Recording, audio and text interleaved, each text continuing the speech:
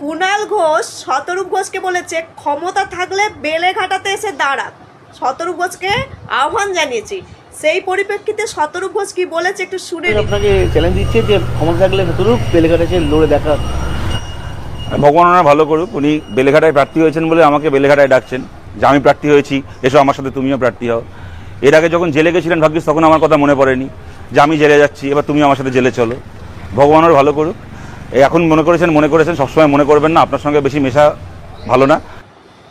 শুনলেন তো, শতরূপ ঘোষ বলছে ভাগ্যিস জেলে যাওয়ার সময় তখন বলেনি কুণাল ঘোষ।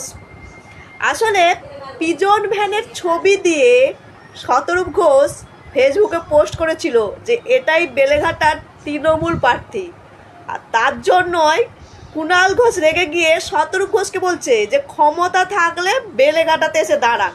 বুঝতে পারলেন?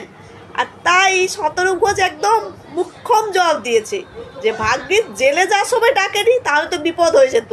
বুঝতে পারলেন? ইট পারলে পাটকেল তো খেতেই হবে। কি কুণাল বাবু, উত্তর দিন।